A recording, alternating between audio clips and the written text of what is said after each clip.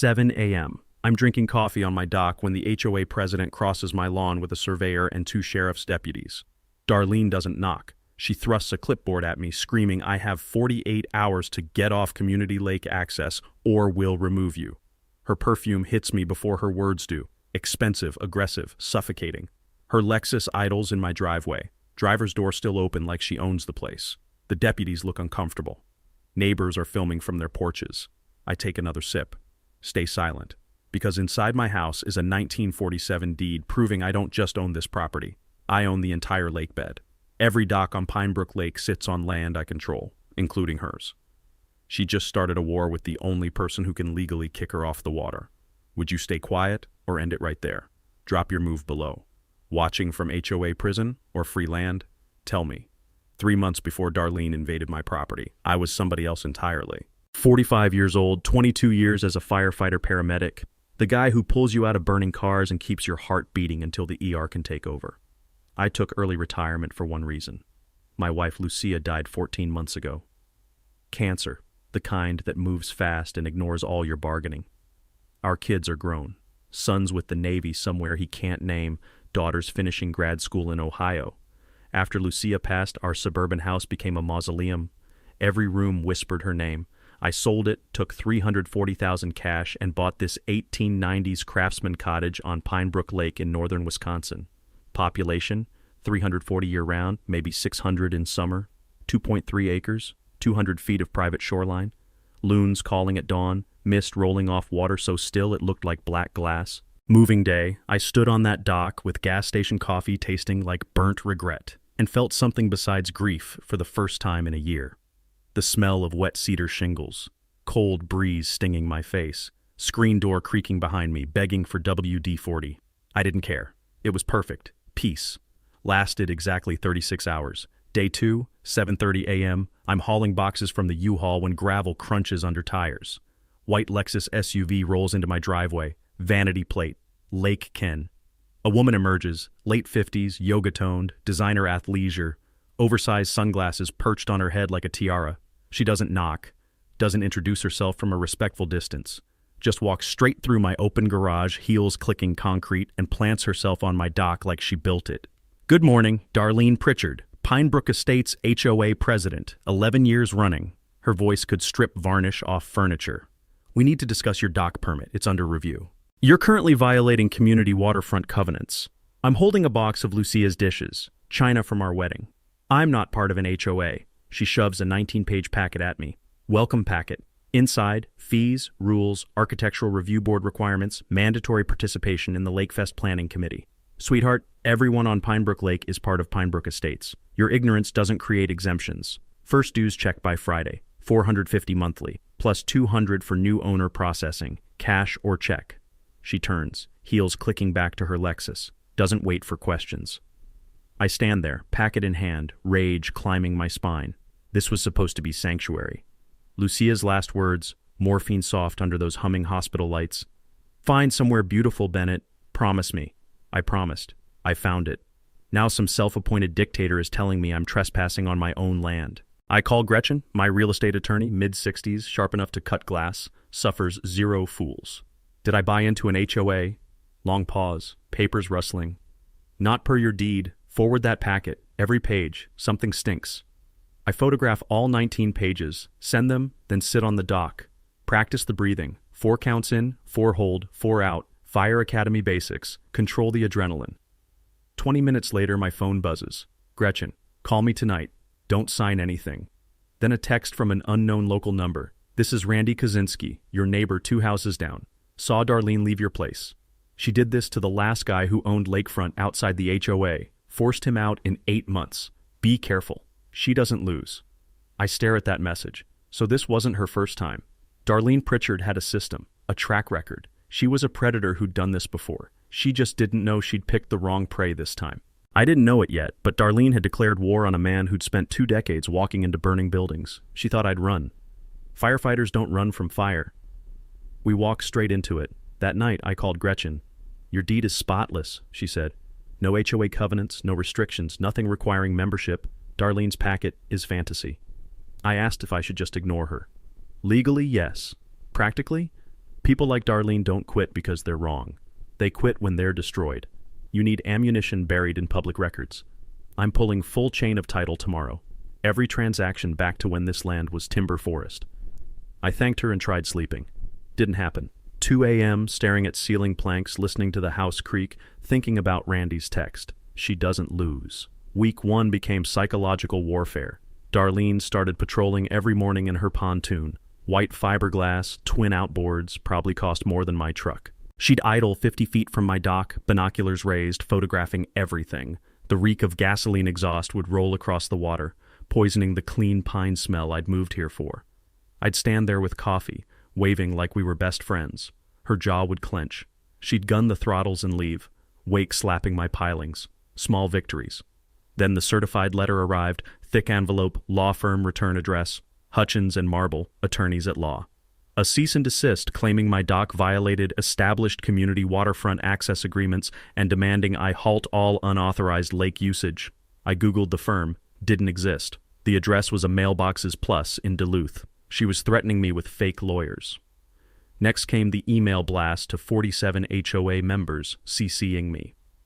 It is with regret I inform you our newest lakefront resident refuses to pay dues, submit plans, or honor community covenants. Legal counsel has been retained. We will protect our shared resources. Unity matters. Darlene Pritchard, President. I read it twice, felt heat crawling up my neck, then heard my doorbell. Opened it to an older couple. 70s, flannel and cardigans, nervous smiles. Randy Kaczynski, this is Deborah. We texted you. Can we come in? I made coffee, real stuff, not the gas station punishment I'd been drinking, and they sat at my kitchen table looking like people about to confess something. Darlene destroyed the guy before you, Randy said quietly. Veteran, Purple Heart. She harassed him 9 months, fake violations, made up fines, lien threats. He sold for 60% of value. Her brother-in-law's LLC bought it. Now it's an Airbnb printing money. Deborah's hands wrapped around her mug. 3 properties in 6 years, same playbook every time. Why doesn't anyone fight back? I asked. They exchange that look married people share when the truth is ugly. She fined us $800 last year, Deborah said. Our mailbox post was weathered gray instead of approved forest green. When we argued, she threatened a lien. We paid. Randy added, 8 of us want her gone, but she has the county zoning chair in her pocket. They golf Wednesdays, and unlimited legal budget. We're retirees on fixed income. I asked what made them think I was different. Randy's smile was tired but genuine. You didn't pay, you didn't blink, and honestly, you've got the eyes of a man who's already lost the worst thing possible. That makes you dangerous. He was right. That afternoon, I drove 45 minutes to Ashland County Recorder's office. Phyllis, elderly clerk, cat-eye glasses, floral blouse, pulled microfiche, and dusty files from 1947. Interesting property, she said. Lots of old, timber-barren history. I spent 4 hours in that fluorescent-lit room, scrolling through records that smelled like old paper and government neglect. My deed traced to 1947. Original owner, Harlan Torvik, lumber magnate who owned 5,000 acres, including the entire lake. When he subdivided in the 50s, he sold land parcels but kept lakebed ownership separate. I remembered Gretchen once mentioning that water and mineral rights often stay with original owners even when surface land sells, some quirk of old property law most people forget exists. In 1989, Torvik's estate sold the lakebed to a private trust. That trust dissolved in 2018. Lakebed auctioned quietly. The buyer was listed as Lucia's Rest Holdings, LLC. I stared at that name until the words blurred. That was my LLC. Gretchen had created it for estate planning after Lucia died. Named it without asking because she knew I'd cry. I'd bought the house and the lakebed as a package deal, one line buried in 50 pages of legal description. I owned the lake bottom. Every dock on Pinebrook, all 47 of them, including Darlene's, sat on my property. I walked outside into golden late afternoon light, hands trembling, and called Gretchen. I need a marine surveyor, she asked why. Because I own the lakebed. Every dock here is on my land. Long silence. Then, oh, Bennett, she's going to lose her mind. I smiled for the first time in days. Good. The marine surveyor cost $800 and showed up 3 days later in a boat that looked like it belonged to the Coast Guard. Carl was late 60s, face like weathered leather, 40 years mapping lake bottoms across Wisconsin. We spent 6 hours on the water while his sonar pinged away, GPS units blinking, equipment humming. You weren't kidding, he said finally, showing me the digital map on his waterproof tablet. You own from 10 feet offshore to dead center. Every dock, boat lift, swim platform, all on your property, including that floating mansion over there. He pointed at Darlene's setup, composite decking with built-in benches, motorized lift, LED lights. Probably cost 40 grand. Especially that one, I said. Carl grinned. This is going to be fun, isn't it? I paid cash, got the certified survey, and spent that evening on my dock with a beer, watching sunset turn the water orange and gold. The loons were calling, sound like lonely ghosts. I called Gretchen. What can I actually do with this? She didn't hesitate. Legally? Revoke every easement tomorrow. They're trespassing. Practically, you'll be the most hated man in Wisconsin. I explained I only wanted to target Darlene and her cronies, protect the good people. You'd need documented cause, harassment, bad faith, threats. Build the file first, then act. Week 3, Darlene brought the hammer down. She filed a complaint with county zoning claiming my dock was an unpermitted structure, violating setback requirements and environmental standards. Pure fiction. My dock was 70 years old, grandfathered under every regulation ever written, but filing triggered an automatic investigation, which meant I'd spend time and money defending against ghosts. Then came the invoice, certified mail, official letterhead she'd probably designed herself, demanding $1,850 for back dues, late fees, and special assessment for legal defense fund. Threatened lien placement in 10 days. I was actually laughing when Gretchen called. You got the zoning complaint? I told her yes, also the fake invoice. Perfect. She's building your harassment case for you. Keep everything. That night, Darlene sent the email I'd been waiting for. Emergency HOA meeting. Mandatory attendance. Urgent violations threatening property values. I debated staying home just to irritate her, then decided I wanted a front row seat to whatever theater she was planning. The community center smelled like burnt coffee somebody forgot about 3 hours ago and that industrial floor cleaner that stings your nose. Fluorescent lights buzzed overhead like insects trying to escape. 40-something people squeezed into folding chairs that groaned under weight. Darlene stood at the front with a projector setup that must have cost more than the building's annual budget. Laptop, wireless clicker, screen, the works. She wore a blazer and statement necklace, pacing like a prosecutor about to demand the death penalty. Her perfume arrived 5 seconds before she did, heavy jasmine that made my sinuses scream. I took a seat in the back corner. She spotted me immediately. Her face did something interesting. Surprise, rage, then forced smile. The smile was worse. Thank you for coming, she began, voice loud enough to reach the cheap seats. We face an existential threat to our community. Click. My property appeared on screen, photographed from her pontoon. Our newest resident refuses basic compliance. Click. My wildflower lawn. Native plants Lucia had researched for months before she got too sick to garden. Vegetation exceeds permitted height by 4 inches. Click. My dock, perfectly legal. Unauthorized structure encroaching community waters. Click. My truck in the driveway. Commercial vehicle in residential zone. It was a F-250. Half the room drove trucks bigger than mine. An older woman in the 3rd row actually laughed, tried to cover it with a cough. Darlene powered through. I propose progressive fines. $500 per day, per violation, until compliance. The room went silent. Someone in front cleared his throat. Darlene, that's... She cut him off like a blade. Excessive is allowing property values to collapse because one person thinks rules don't apply. She called the vote. 32 hands went up. 15 abstained. You could see fear on their faces, people avoiding eye contact. Nobody voted no. Not one person. I stood. Every head swiveled. Quick question. What's your legal basis for finding someone who's not in your HOA? Her smile could have frozen the lake in July. You live on Pine Brook. That makes you subject to Pine Brook Estate's covenants, whether you acknowledge them or not. I nodded slow, like I was seriously considering her logic. Huh, I'll mention that to my attorney. She'll find it fascinating. Then I walked out while the room erupted behind me. Randy and Deborah caught me in the parking lot, gravel crunching under their shoes, along with a 3rd person. Older black man, barrel-chested, eyes that had seen some things. Tobias Whitmore, Toby. His handshake could crush walnuts. 40 years on this lake. She pulled similar garbage on me in 19, claimed my dock violated some imaginary setback. I lawyered up, she vanished, but she's meaner now. He looked at me carefully. You're not scared. I shook my head.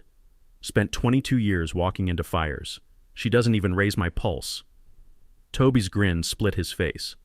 Then maybe you're what we need. 8 of us ready to fight. You in? I thought about Lucia. About what somewhere beautiful actually meant. Yeah, I'm in. Saturday evening we held what Toby dubbed dock court. 8 people squeezed onto my dock with paper plates and rebellion. Randy and Deborah brought potato salad. The Nguyens, Lynn and David, software engineers with 2 kids currently hunting frogs in the shallows, brought spring rolls and craft beer from Ashland. Mrs. Halverson arrived with a Tupperware of cookies that smelled like my grandmother's kitchen. Paulette, retired teacher, brought nothing but stories. Marcus, who ran the bait shop, brought evidence. 2 years of violation notices from Darlene claiming his hand-painted sign was commercial blight. I grilled bratwurst while they downloaded their pain. Darlene had rejected the Nguyens' solar panels, calling them ethnic visual clutter in the actual denial letter. Mrs. Halverson got fined because her dock had weathered to unapproved gray. Every story followed the same template. Find the rule, weaponize it, extract money or compliance. I spread Carl's survey map between beer bottles and brat grease. See this? I own the lake bed. Every dock here sits on my property. Silence dropped like a stage curtain. Then Randy started laughing so hard he had to set down his beer. You own the lake? Toby traced the boundary lines with one thick finger. Every single dock is on your land? I nodded. The 1953 covenant says easements are revocable if homeowners harass the lakebed owner. Darlene's been harassing me since hour 1.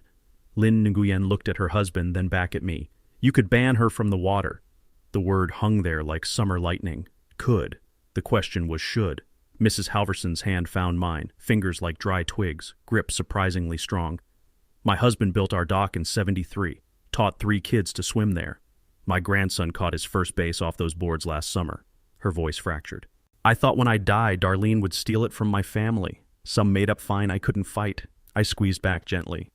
You'll never lose it. I'm drafting permanent easements. Free, recorded, yours forever. No fees, no Darlene, just protection. Paulette wiped her eyes. Marcus cleared his throat hard. The moment felt too big for my dock. Sun melting into the water, everything gold and purple, kids laughing in the shallows, the smell of charcoal and hope mixing together. Toby raised his bottle. To Bennett, and to Darlene's really bad Monday. Monday arrived right on schedule. 5:30 a.m., mist still thick on the water. I'm on my porch with coffee when a black Mercedes with Minneapolis plates rolled up like a shark in a koi pond. The guy who got out wore a suit that cost more than my boat, watch flashing in early light, hair slicked like an 80s villain. He climbed my steps without invitation, invaded my space like he'd bought it already. Garrett Finch, Darlene's brother-in-law, we should talk. His smile belonged in a dentistry horror film. I stayed seated, coffee in hand. Talk. He showed me his phone. $500,000. Cash. 20% over your purchase price. Close in 30 days, walk away clean, everyone's happy. I let him stand there holding that number like it meant something. Pass. The smile stayed, but his eyes went reptile cold. You're making a serious mistake, friend. Darlene has the county supervisor on speed dial. Zoning chair, they golf Wednesdays. Township board, half of them owe her favors. This can go smooth or it can go bad. Your call. I set my mug down slow. 22 years of dealing with bullies who think volume equals authority. I'll take bad, his mask cracked. We've cleared 3 properties already. Bought them for 50 cents on the dollar after we made the owners' lives unlivable. You think you're special? I stood, opened my door. Meeting's done. Get off my property before I call the sheriff and explain how you just confessed to harassment and coercion. Oh, and I recorded this whole conversation. His face went through 4 emotions in 2 seconds. Shock, rage, calculation, retreat. He walked to his Mercedes stiff-legged, turned at the door. That was your last dignified exit. I smiled. Good thing I stopped caring about dignity when my wife died. Now I just care about winning. Gravel spit from his tires as he left. I called Gretchen before his dust settled. Darlene sent her enforcer. Threats, buyout offer, confession to prior harassment. Got it all on my phone. She made a sound like Christmas morning. Oh, Bennett, she's panicking. People don't negotiate when they think they can win. I laid out the plan. Permanent easements for allies, 30-day revocations for Darlene's crew. How fast can you draft? She laughed. For this? I'll work till dawn. Most fun I've had since the Morrison divorce in '03. That afternoon I went door to door with manila folders, introducing myself properly this time, explaining what I could offer. Most people cried. Some thought it was a scam until they read the documents. An old Marine with a purple heart on his wall shook my hand so hard it hurt. Darlene said I'd lose my doc when the new fees hit. I was going to sell the house my daughter was born in. He signed there on his kitchen table, and I watched decades of fear slide off him. By sunset, I'd visited 30 houses, got 28 signatures, and felt like maybe Lucia had been right. Beautiful places are worth protecting, even if you have to fight for them.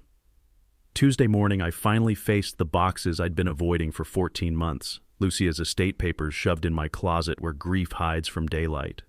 Old tax returns, medical bills with amounts that still made me nauseous, sympathy cards I couldn't read without my throat closing. Then I found a folder I didn't remember packing, thick manila, corners soft from handling, Lucia's handwriting on the tab in purple ink she always used, Pinebrook Research, L's project. My hands stopped working for a second. She'd been here in spirit, researching this place probably during those long chemo afternoons when exhaustion was the only thing stronger than hope. I opened it careful, like it might disintegrate. Inside smelled like her, that lotion she used, faint lavender still clinging to paper after a year. Photocopies of 1950s subdivision plats, letters between Harlan Torvik and original buyers, newspaper clippings about lumber barons, and one document that made my heart kick, 20 pages, paper gone yellow-brown, dated April 1953. Covenant regarding lakebed rights and dock easements, signed by 12 original homeowners in fountain pen, signatures looping and formal like people used to write. I sat on my bedroom floor and read. The covenant was crystal. Lakebed owner retained all water rights forever. Homeowners got dock easements, explicitly revocable, at lakebed owner's sole discretion. Easements required good conduct, neighborly behavior, and community stewardship. Then the nuclear option, buried in Section 7, automatic forfeiture clause. Any homeowner engaging in harassment, bad faith legal action, or coordinated efforts to deprive the lakebed owner of peaceful property enjoyment forfeited their easement immediately. No hearing, no appeal, done. Darlene had been filing fake legal complaints, sending fraudulent invoices, organizing voting blocks to find me into bankruptcy. Every action was textbook forfeiture trigger. She'd spent 6 weeks building the case against herself, documenting it in emails and meeting minutes like she wanted to get caught. At the folder's bottom, paper clipped to the covenant, Lucia's note on hospital stationery with the cancer center logo that still hurt to see. Her handwriting, shaky from medications but determined, Bennett, found this researching Pinebrook while you were at work. This place survived bullies before. The original owners protected it with these rules for a reason. Now it's your job. The law is on your side. The lake is in your hands. Protect the good people. Make it somewhere beautiful again. I love you. I believe in you. L. I read it 5 times, vision swimming, and finally understood.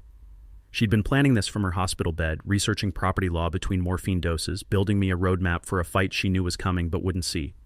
Not just leaving me the deed, leaving me the blueprint. I called Gretchen, voice scraped raw. Lucia left me something. I photographed every page, sent them while still sitting on the floor surrounded by boxes and ghosts. Long silence on her end, just the sound of PDFs loading, then a low whistle. Bennett, this covenant is fortress grade. Recorded in 53, runs with the land, binds everyone. That forfeiture clause is a loaded gun and Darlene just pulled the trigger herself. I asked how we prove harassment. We don't have to. She documented everything. Fake invoices, fraudulent legal filings, meeting minutes proposing illegal fines. She built her own gallows. Lakefest is 3 weeks out, I said. Can we do the revocations there, publicly? Pause. You want 300 witnesses? I thought about Mrs. Halverson's hands shaking, kids losing their swimming docks, good people crushed under petty tyranny. Yeah, everyone should see what happens when you weaponize power against neighbors. Gretchen's voice got that edge I recognized from command decisions in burning buildings. Then let's give them a show. Fair warning, this burns every bridge. I looked at Lucia's note, her belief in me preserved in purple ink. Don't need bridges when you own the water. We turned my dock into a war room.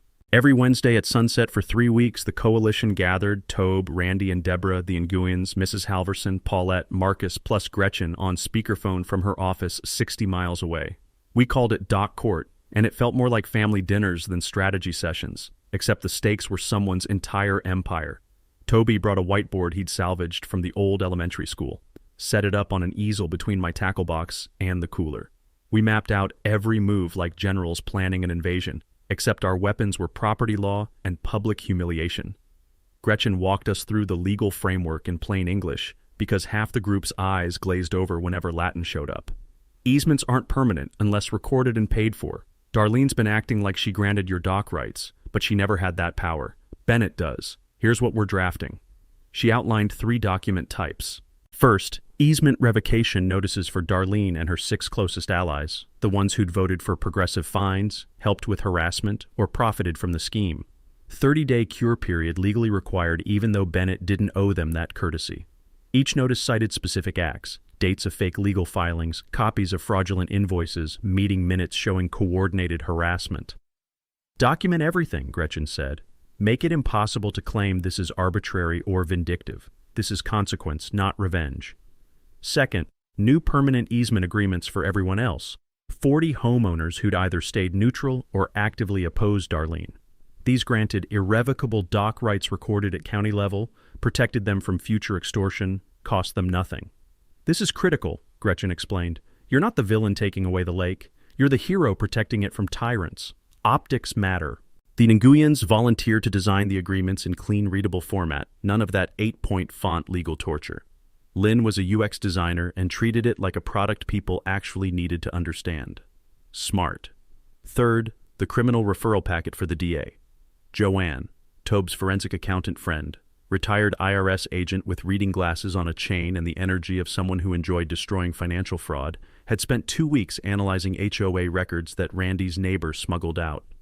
Her findings were surgical. Darlene had embezzled roughly $110,000 over 3 years through fake legal fees paid to non-existent firms, checks cashed by Garrett's LLCs, special assessments collected for dock repairs that never happened. Darlene's personal landscaping company billing $4,500 monthly for common area maintenance on a boat ramp and mailbox cluster. Joanne created charts simple enough for a jury. Money in, money diverted, money vanished into Darlene's pocket.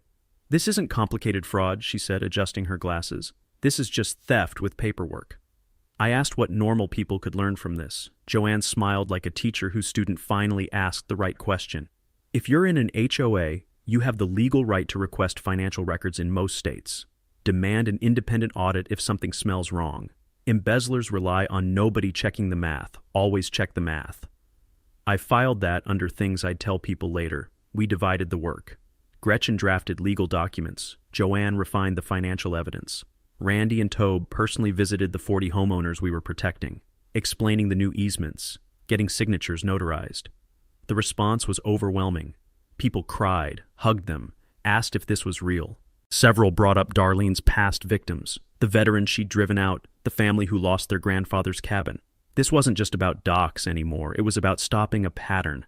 Marcus worked a different angle. He contacted Ruth Alvarez, editor of the Ashland County Beacon, weekly paper with decent circulation and a reputation for hating corruption. Tipped her anonymously about significant HOA financial irregularities, public statement coming at Lakefest. Ruth smelled blood in the water, confirmed she'd attend with a photographer. Then Marcus called someone at the DA's office. His nephew's girlfriend worked there, and suggested they might want someone at the festival for community outreach. The assistant DA, woman named Carmen Ortiz, with a reputation for prosecuting white-collar crime, agreed to stop by. Meanwhile, Darlene was oblivious, too busy planning her moment of triumph. She rented a stage, booked a terrible classic rock cover band, ordered 500 hot dogs, and sent increasingly aggressive emails about mandatory attendance and important community announcements. She planned to use Lakefest to unveil enhanced enforcement, doubled fines, new architectural restrictions, mandatory volunteering. Her cronies were already celebrating, toasting on their docks at sunset, thinking they'd broken me. 3 days before the festival, Darlene sent one final ultimatum. Last chance to comply before formal legal action. Pay all outstanding fees, $2,400, by Friday or face liens and dock removal. I replied with 2 words, "See you Saturday." She must have thought I was surrendering, showing up to beg. She had no idea I was walking in with legal documents, financial evidence, a district attorney, and a newspaper ready to burn her kingdom to ash. The smell of charcoal and burgers was going to mix with the smell of her empire collapsing. Toby said it best that last Wednesday, packing up the whiteboard as fireflies blinked over the water. This is gonna be biblical. Week before Lakefest, Darlene discovered through her spy network, because of course she had one, that Bennett had been visiting homeowners with documents. Her panic email went to her inner circle, but accidentally included the full HOA list, which meant I got it too. He's trying to turn people against us. We need to act decisively before Saturday. Garrett has ideas. Reading that felt like watching someone light their own fuse. I forwarded it to Gretchen with the subject line, "More evidence." Garrett showed up at my place again 2 days later, this time without the fake smile. Pulled into my driveway at 7 p.m., still daylight but getting golden, walked up to where I was staining my deck rails. "You're making a serious mistake," he said, skipping pleasantries. "Keep pushing and accidents happen. Docks catch fire. Insurance gets expensive. People get hurt." I set down my brush, pulled out my phone, held it up so he could see the recording app running. "That's a threat. I'm documenting it. You should leave." His face went through several colors before he turned and left, tires spitting gravel loud enough the neighbors looked out their windows. I called Sheriff Krantz, Deputy Krantz technically, late 30s, professional, skeptical of rich people threatening working folks, played him the audio. He took a report, said he'd increase patrols, warned me to install cameras if I hadn't already. I told him Tobe had helped me put up 4 of them last week, motion activated, recording to cloud storage. "Good," Krantz said. "People like Finch usually escalate right before they lose. Be careful." He was right. 2 nights before Lakefest, I woke at 3 a.m. to Hank, the rescue mutt I'd adopted a month back, all ears and loyalty, going ballistic at the bedroom window. Grabbed my phone and flashlight, went outside in boxer shorts and boots, found my dock floating 20 feet offshore, lines cut clean, bashing against rocks with sounds like gunshots. Composite decking was cracked, one cleat ripped completely off. $1,200 damage, easy. But more than that, it was psychological. They wanted me to know they could reach me, hurt what I'd built, make me feel unsafe in the place Lucia picked for peace. I checked the cameras on my phone, 2 figures in dark hoodies, faces covered, moving fast. Couldn't prove it was Garrett's people, but the timing wasn't coincidence. I called Krantz, filed another report, then sat on my porch watching the sky turn from black to gray, rage sitting in my chest like hot coals. Hank pressed against my leg, solid and warm. I scratched his ears and thought about walking away, taking Garrett's money, finding peace somewhere else. Then I thought about Mrs. Halverson's shaking hands, the Nguyens kids losing their swimming spot, all the people Darlene had crushed before me. No, I wasn't leaving, and I wasn't hiding. By 8 a.m., 6 trucks were in my driveway. Randy, Tobe, Marcus, David, and Nguyen, 2 guys I barely knew but who'd heard what happened and showed up with tools anyway. They rebuilt my dock in 7 hours, better than before, reinforced cleats, marine-grade hardware, composite decking that'd outlast me. Deborah and Lynn brought sandwiches and lemonade. Mrs. Halverson sat in a lawn chair supervising, shouting encouragement. The kids played in the shallows, catching minnows in nets, turning vandalism into a block party. Someone brought a Bluetooth speaker, played old country music.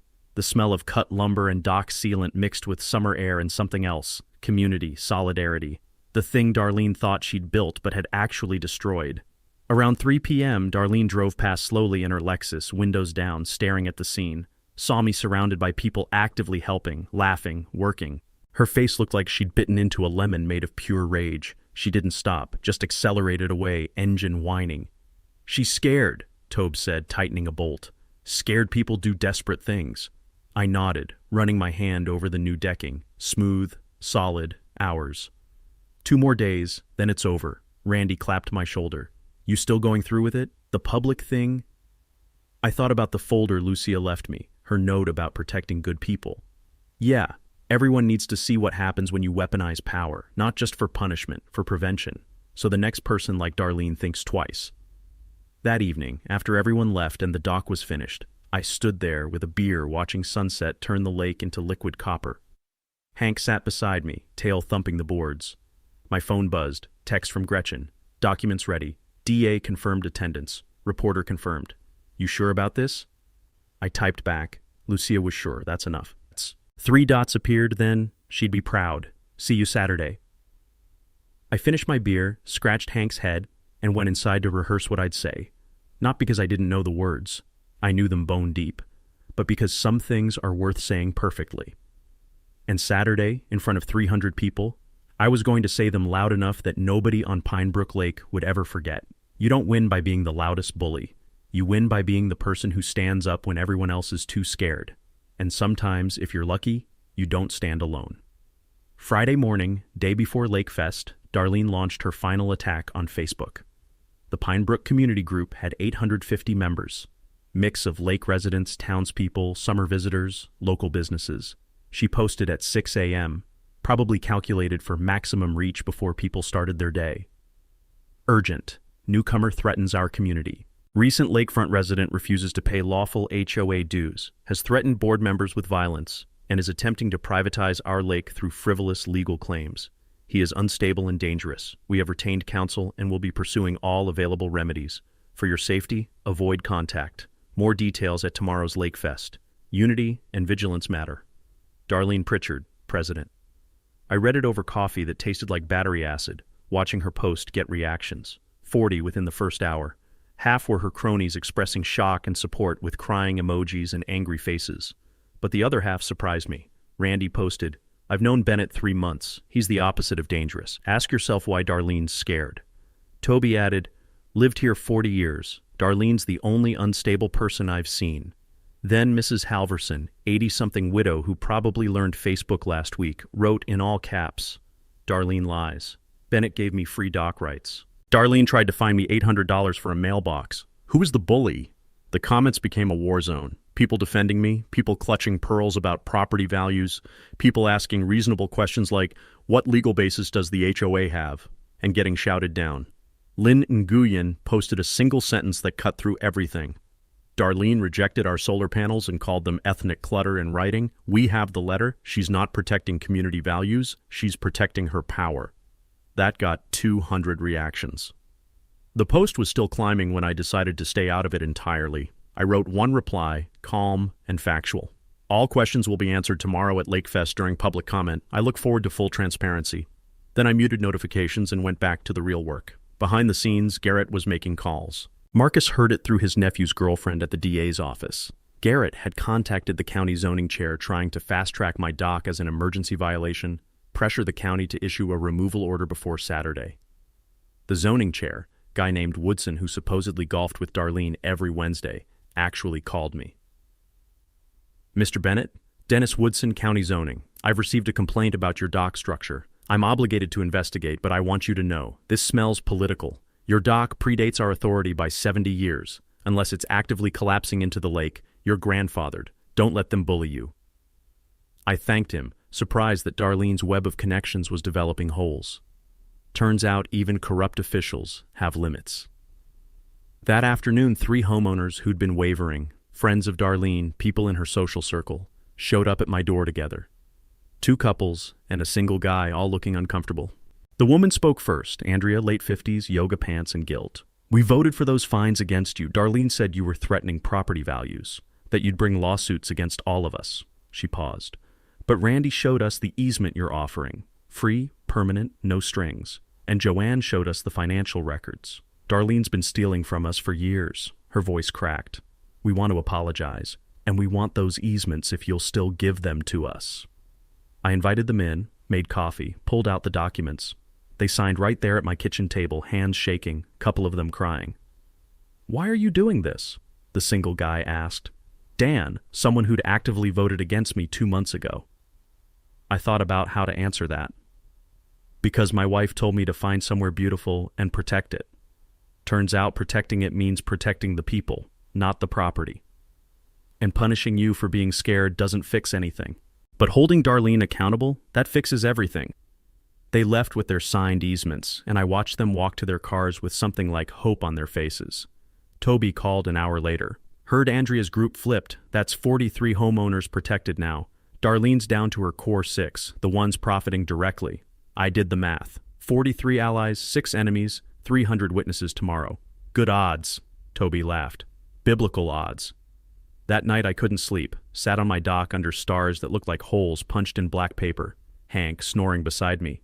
Somewhere across the lake I could hear music, people pre-gaming for tomorrow's festival.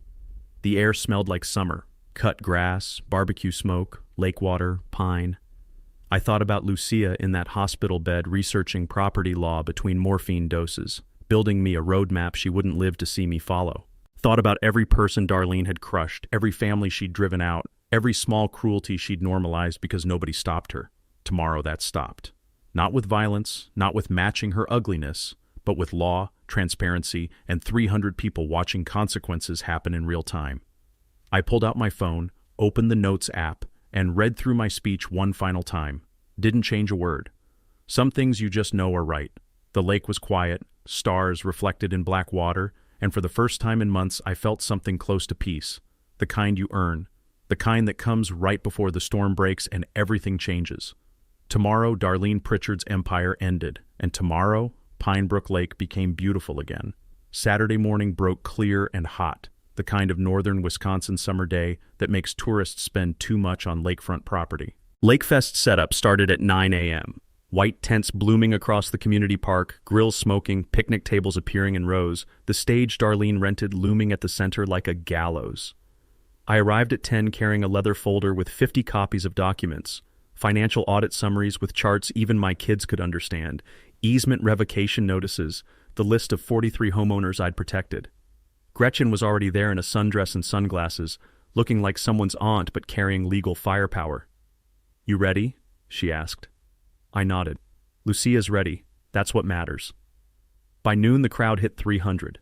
Families with kids running around, retirees in lawn chairs, teenagers working the food tables, townspeople who came for free hot dogs and stayed for gossip. Mayor Hutchins was there, portly guy with a nervous smile who avoided conflict like it carried disease. Carmen Ortiz from the DA's office stood near the lemonade stand in a blazer despite the heat, taking notes on her phone, eyes missing nothing. Ruth Alvarez and her photographer from the Beacon positioned themselves stage left with professional cameras. The air smelled like charcoal, sunscreen, and anticipation.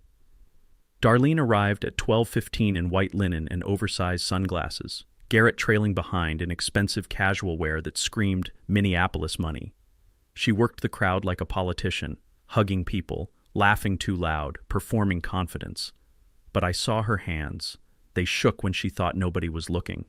She took the stage at 12:30 for opening remarks, her voice amplified across the park. "Welcome to Lakefest, celebrating community unity and the values that make Pine Brook special." Applause from her faction, polite clapping from everyone else. She ran through announcements, band at 3, raffle at 4, fireworks at dusk. Then her tone shifted, got serious. "We've faced challenges this year. A new resident who refuses to respect our community standards. But I'm pleased to announce we're implementing enhanced enforcement to protect your property values. New architectural review requirements, increased dues to $575 monthly, and mandatory volunteer participation. Unity requires sacrifice." The crowd murmured. Some people looked uncomfortable, others confused, her cronies nodding like bobbleheads. Then she made her mistake. "We're also addressing the situation with our non-compliant neighbor through proper legal channels. Some people think rules don't apply to them. We're here to prove otherwise." She looked directly at me when she said it, couldn't help herself. That was the moment I knew she'd already lost. Winners don't need to gloat before the victory. Public comment was scheduled for 1:30. Mayor Hutchins took the microphone looking like he'd rather be anywhere else. "We'll now open the floor for community input. Please keep remarks brief and respectful," Darlene tried to interrupt. "Actually, Mayor, we're running behind schedule. Maybe we should skip." I stood up, started walking toward the stage. "I registered to speak. First Amendment, Darlene." The crowd went silent, 300 people suddenly paying attention. Mayor Hutchins looked between us, then nodded. "Mr. Bennett has the floor." I climbed the stage stairs, folder in hand, no notes needed. Looked out at the crowd, saw Randy and Deborah, Tobe and his wife, the Nguyens with their kids eating ice cream. Mrs. Halverson in her wheelchair in the shade, Marcus leaning against a tree, 43 families I'd protected scattered through the audience. Saw Carmen Ortiz with her phone out recording. Saw Ruth's photographer raise his camera. Took a breath and began. "Hi everyone, I'm Bennett. Moved here 4 months ago after my wife Lucia died from cancer. I wanted peace. What I got was harassment from someone who thought I'd be easy to break." The crowd was dead silent. Darlene claimed I owed HOA fees. My property predates the HOA and isn't subject to it. She claimed my dock was illegal. Actually, I own the lake bed under every dock on this lake. That's public record at the county office. Anyone can verify. Gasps rippled through the crowd. People pulled out phones, started searching. Darlene's face went white. Under a 1953 covenant, every dock here exists because the lakebed owner allows it. That's me. And that covenant says if homeowners harass the lakebed owner, their dock rights are automatically revoked. Darlene found her voice. That's a lie. This is slander. I ignored her, kept going. I'm not here to punish good people. I've already granted free permanent easements to 43 homeowners. No fees, no strings, recorded and protected forever. But there's something else you all need to know. I pulled out Joanne's financial charts, held them up. Your HOA collected $110,000 over 3 years for legal fees and repairs. Want to know where it went? The crowd leaned forward. Fake invoices, Garrett's LLCs, Darlene's personal companies, 0 actual repairs, it's embezzlement, and the evidence is here. The crowd erupted. Shouts, gasps, people standing. Carmen Ortiz stepped forward, badge visible. I'll be taking copies of those documents. Ruth's photographer was firing shots rapid fire, shutter clicking like a machine gun. Darlene grabbed the microphone. You're lying. This is a coordinated attack. I've built this community. Someone in the crowd yelled back, by stealing our money? Another voice, you fined my kid for sidewalk chalk. The crowd turned, anger redirecting toward her like a wave. I held up the revocation notices. Darlene, Garrett, and 6 others who actively participated in harassment. Your 30-day notices are here. After that, your docs are gone. Everyone else is protected. This is legal, recorded, and final. Darlene's face went from white to purple. You can't do this. I'll sue. I smiled, calm as still water. You already tried. Judge Ostrom dismissed it. This is over, Darlene. She lunged for the documents, Garrett trying to pull her back. They stumbled off the stage together, Darlene screaming something about lawyers and consequences. She fled to her Lexus, engine roaring, tires spitting gravel as she peeled out. The crowd watched her go, then erupted in cheers. 6 weeks after Lakefest, the DA filed charges. Darlene and Garrett faced 12 counts: embezzlement, fraud, filing false reports, each one documented in emails they'd been dumb enough to write. Their Minneapolis lawyers tried every delay tactic invented, but Joanne's financial analysis was surgical, and Carmen Ortiz prosecuted like someone with a personal grudge against entitled thieves. By October, they'd both pleaded out. Darlene got 18 months probation, $110,000 in restitution, and a lifetime ban from HOA leadership anywhere in Wisconsin. Garrett lost his real estate license and got 2 years probation. Both sold their properties by Halloween and disappeared like smoke. Nobody threw them a going-away party. The HOA died 2 weeks after the festival. 41 homeowners voted unanimously to dissolve Pine Brook Estates entirely. Darlene's remaining cronies didn't even show up, knew they'd lost. I stayed away intentionally, let people choose their future without me hovering. They created the Lake Stewardship Committee instead. Volunteer, 0 dues, focused on conservation, and throwing better parties than Darlene ever managed. Randy chaired it, Deborah handled money, published budgets online monthly, every nickel accounted for. Transparency's a hell of a disinfectant. My easement system became permanent. All 47 homeowners signed free agreements, even the 3 former Darlene loyalists after they apologized with actual sincerity, recorded at county, protected forever. No fees, no rules beyond basic human decency.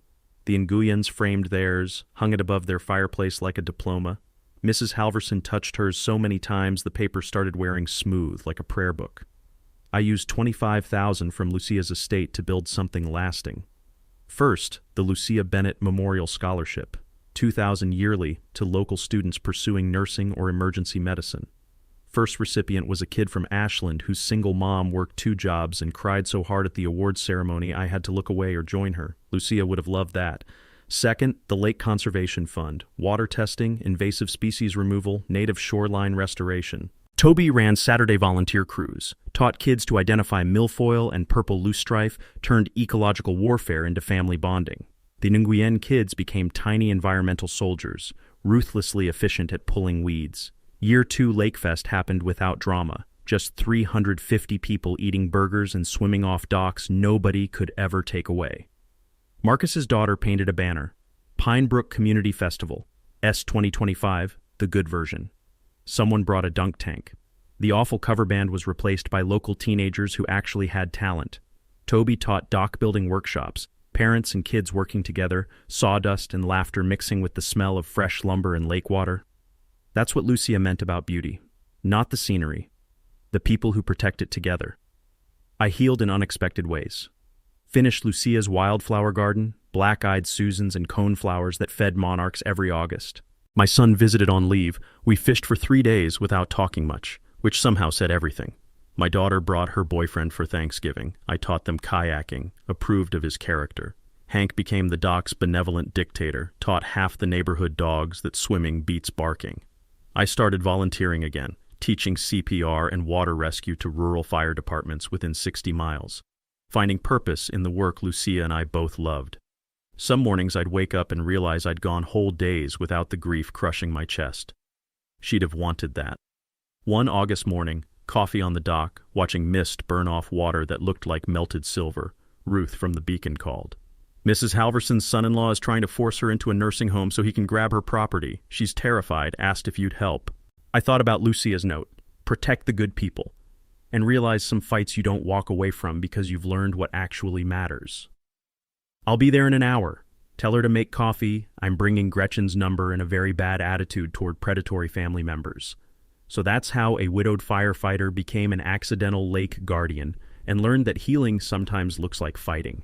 If you've survived your own HOA nightmare, and thousands of you have based on my messages, share your story in the comments. Name names if you're brave enough. Sunlight's the best disinfectant, and bullies hate exposure more than lawsuits. Hit subscribe because Mrs. Halverson's battle is next, and her son-in-law makes Garrett look like a small-time crook.